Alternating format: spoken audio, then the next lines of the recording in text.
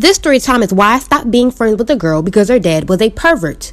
And we're calling her Kim. So me and Kim became friends at school. Over time, we realized we lived close together, so she started coming over to my house and I started going over to hers. She had 5 brothers and she was the only girl.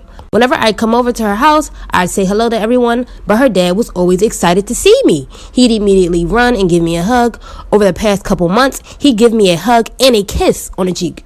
He said that I was his new little girl. I felt uncomfortable with it, but I went and told my friend Kim, and she said, he's just glad you're here, and you're like family now. I was like, okay, I guess, and I would just ignore it. Thanksgiving come up, and I went over to her house for a plate. Her dad opened up the door and gave me a hug and a kiss as usual. I walked in the house, and he said, you need to eat to keep that booty plump. I laughed in nervousness, and he slapped and squeezed my butt.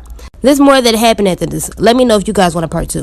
This is part 2 of why I stopped being friends with the girl because her dad was a pervert. So remember how I told y'all I came over for Thanksgiving? Her dad slapped and squeezed my butt. I was weirded out, but I laughed to hide how nervous and anxious I was. After I get a plate of food and I sit down with Kim, I told her dad slapped my butt. And she was like, yeah, okay, as if she didn't believe me. So again, I ignored the situation. As the day goes on, everyone is playing board games, laughing, and eating desserts. I had cheesecake and I'm lactose intolerant. And you know how that went. I left the family for a few minutes and I go to the bathroom. When I was all finished, I opened up the door and there was Kim's dad just sitting there smiling at me. I was like, oops, my bad. You were probably waiting for a while. Here you go. And I tried to move out of the way, but then he says, I don't need to go to the bathroom. He pushes me back in by the hips and locks the door. It gets really bad after this. Y'all let me know if I should make a part 3. This is part 3 of why I stopped being friends with the girl because her dad was a pervert. So after her dad pushes me back into the bathroom and locks the door, he's sitting there smiling at me and I asked him very nervously if I did something wrong. He was like, yes, you haven't been spending time with daddy. And he likes to jiggle my breasts in a weird way. At this point, I was backing up because he starts acting weird. Then he starts unzipping his pants and gets closer to me. And guys, their bathroom wasn't that big. I immediately took the Windex that was on top of their toilet and sprayed it into his eyes and quickly ran out of the bathroom. After this, her dad starts yelling. While I'm coming downstairs, everyone asks what's going on. I told the whole family what Kim dad has done, and one of their little brothers yells at me, calling me a whore. I then went to Kim saying, you gotta believe me, that's what happened. She's like, my dad would never do anything like that. Her mom walks up to me and tells me that I should leave. I start crying, and then her mom yells at me and tells me to go home. So I left and went home crying. After that, I never went back over to her house.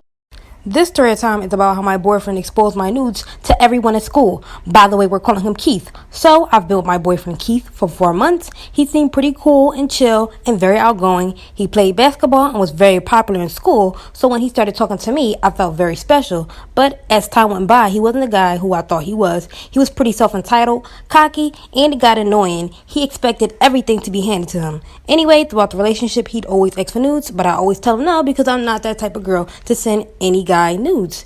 He'd always get mad at me and say couples are supposed to do that type of stuff, but I didn't give in. I'd always take pictures of myself because I liked my body, but I would never send them to anyone.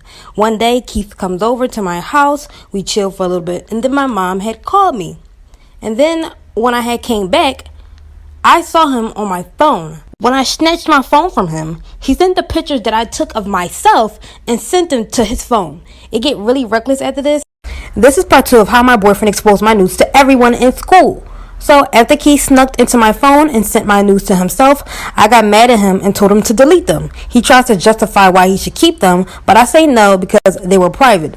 So then he shows me he's deleting them. After that, I kicked him out of my house for invading my privacy. Next day, I get ready for school. I text my boyfriend good morning as usual, but he didn't respond, which I thought was weird. When I get to school, everyone is staring at me.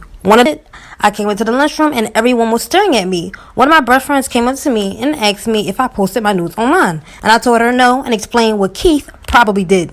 That lunchtime hit and we went around searching for him, but he wasn't there. I didn't know what to do, but my friends tried to convince me to go to the counselor, but I was embarrassed and I didn't want anyone to know about them or for them to tell my parents. I tried texting Keith on why did he do that, why did he send those people my pictures, but he just blocked me. I wasn't even sad about it no more, I just got upset. So I called my older brother about it and I told him what Keith did.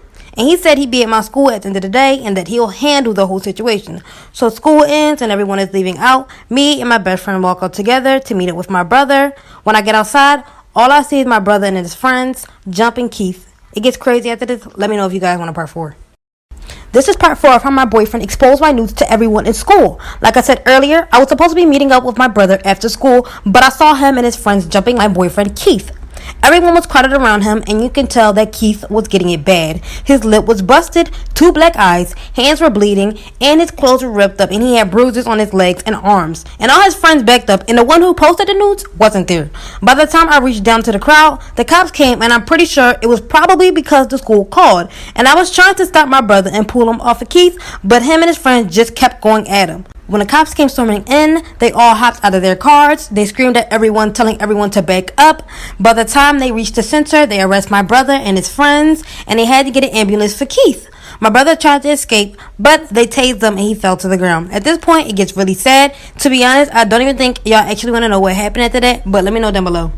This is part 5 of how my boyfriend exposed my news to everyone in school. So after the fight broke up, the cops were called and they arrested my brother and his friends, but Keith had to get an ambulance. Afterwards, I went home and my friends came with me. At this point, I had to tell my parents. They were really disappointed, but they weren't hard on me.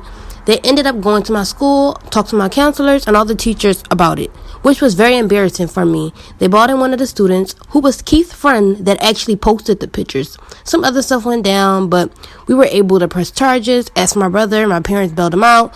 But Keith tried pressing charges against my brother, but since I was already pressing charges against him for exposing my pictures, he ended up having to drop the charges because it was too much going on. Some other stuff went down in between, but it's too much to explain. But at the end of it all, I won the case. Keith and his friends ended up having to leave the school, and of course I broke up with Keith, but my news will forever circle around the internet. This story time is how my jealous stepsister cut all of my hair off when I was asleep.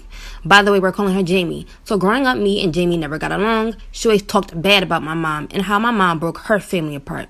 She always had a problem with me, but I'd ignore her. Jamie was very insecure too. She always compared how he looked and would always say I was spoiled. And she only said that because last Christmas I received way more presents than her, but that was because my dad got me those presents. One day we got in an argument over cheese curls.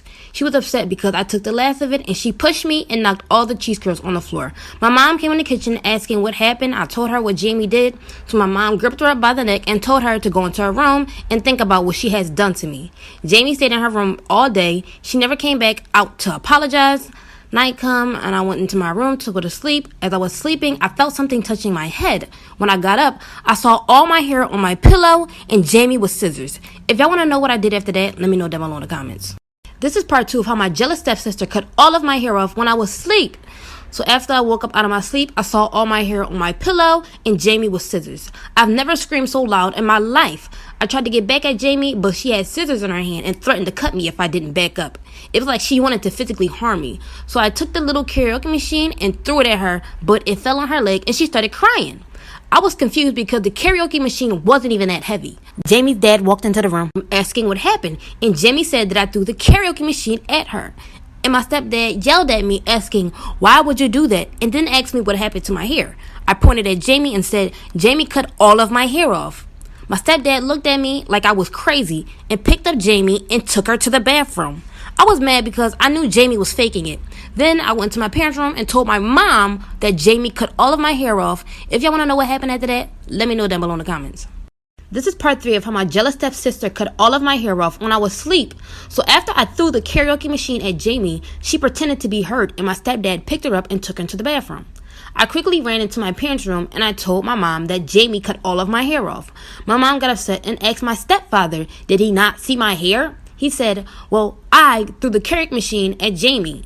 I yelled and told him that Jamie cut all of my hair off, which is the reason why I threw the karaoke machine at her. And she's faking it. My stepdad turned to Jamie and asked her, did she really do that? Jamie lied at first and said no. When me and my mom walked into the bathroom, she said yes, and that she only did it because my mom beat her. My mom was so confused. My stepdad said, you beat my child? After this, it get real messy, and I don't know if you guys want me to get into it, but let me know down below in the comments if you guys want to know what happened after that. Her dad apologized for not believing my mom, but it took my mom some time to come around. But at the end, everyone made peace and we were all good. Crazy thing is, after the whole situation was over, I was still bald. My coochie with my hand, like a bird on fire again, closing in on me.